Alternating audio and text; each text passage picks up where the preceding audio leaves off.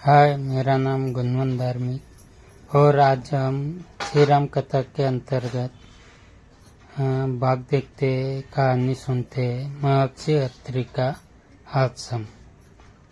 जब भरत चित्रकूट से वापस अयोध्या लौट गए तो राम ने लक्ष्मण से कहा, हे सौमित्र, माताएं वापस चली गई, इसीलिए मेरा हृदय उदास तथा उद्विग्न हो गया है।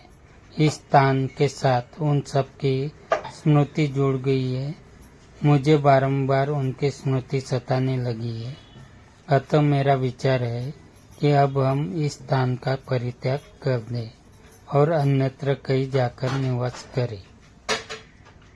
इस प्रकार सीता और लक्ष्मण से अपने विचार का समर्थन प्राप्त करके उन्होंने चित्रकूट का परित्याग कर दिया और वहां से चल पड़े। चलते चलते वे महर्षि अत्रि के आश्रम में जा पहुंचे। उन्होंने परम तपस्वी वृद्ध महर्षि को प्रणाम किया तथा अपना परिचय दिया।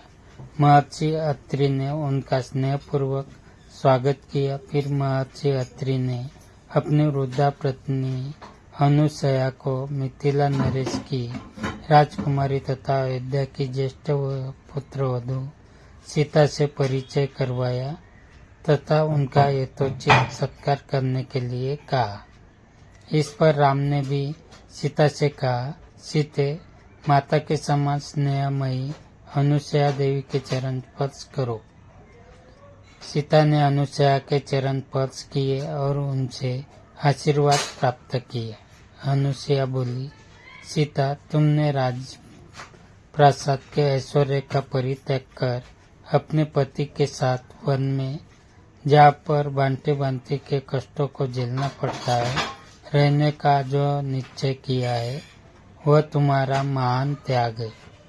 मैं तुम्हारे त्याग से अत्यंत प्रसन्न हूँ। तुमने तीनों लोकों में नारी के प्रतिवत धर्म की महिमा मंडित कर दिया है। हे सुभगे, जो अपने पति के गुण अवगुणों का विचार किए बिना उसे ईश्वर के समान सम्मान देती है और प्रत्येक दुख सुख में उसका अनुसरण करती है, उस स्त्री के चरणों पर स्वर्ग स्वयं नैचार हो जाता है। पति चाहे कितना भी कुरूप, दुष्चरित्र, क्रोधी और निर्धन क्यों न हो, वह पत्नी के लिए सदैव श्रद्धेय है।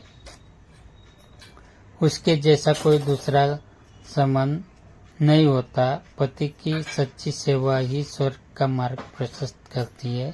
जो स्त्री अपने पति में दुर्गुण देखती है, उस पर अपना वर्चस्व स्थापित करने के लिए उसके साथ नित्य कलह करती है तथा उसकी अवमानना और उसकी आज्ञाओं की अवहेलना करती है, उसे इस लोक में अपयश तो मिलता ही है, पर मृत्यु के पश्चात नरक को भी जाती है।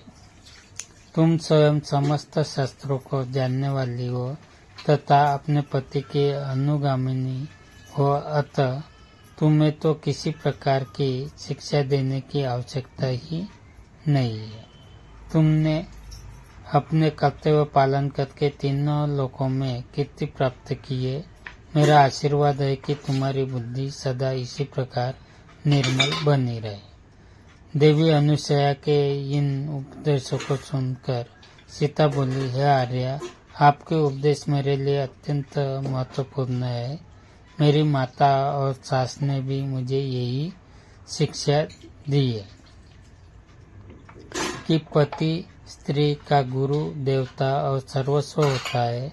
अब आपके द्वारा दी गई शिक्षा को भी मैंने हृदयंगम कर लिया है।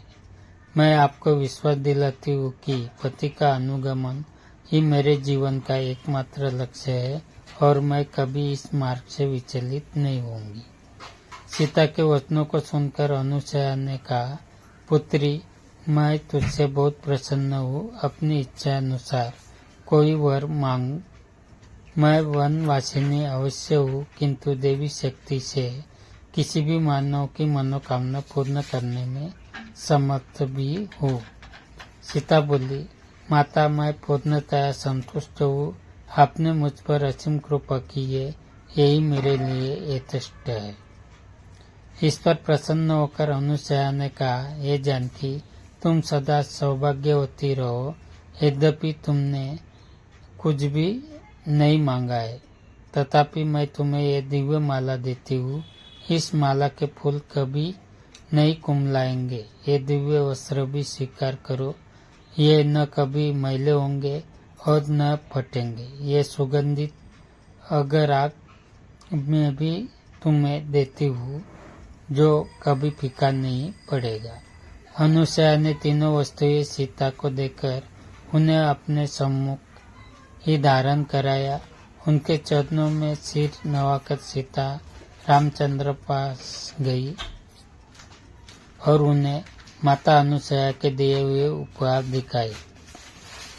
संध्या को सबने एक साथ बैठकर संदर्शना की। तत्पश्चात अनुसया सीता को चंद्र की शुभ्र ज्योत्सना युक्त रात्रि में वन की शोभा दिखाने के लिए ले गई।